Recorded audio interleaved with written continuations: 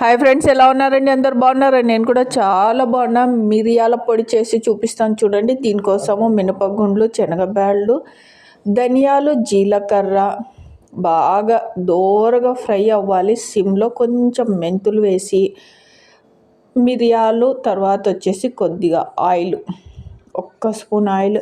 ఇది వచ్చేసి ఆమ్లెట్ అంట. ఆమ్లెట్ల పైకి, తర్వాత వచ్చేసి ఇడ్లీ దోశలకి కూడా చాలా బాగుంటుంది ఈ పొడి.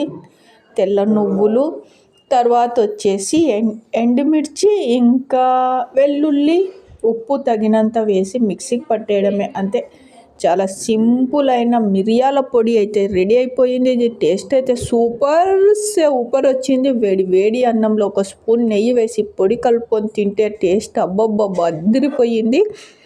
నిజంగా చెప్తున్నాను, మీరు ఒకసారి ట్రై చేయండి. సూపర్ అంటే సూపర్ ఉంది. ఇది చెప్పాను కదా, ఇడ్లీ దోశలేకి, అన్నంలేకి, తర్వాత వచ్చేసి మనము ఆమ్లెట్ వేస్తాం కదా, ఆమ్లెట్ పైకి కూడా వేసుకోవచ్చు పొడి. అంత బాగుంది. ఓకే, లైక్ చేయండి.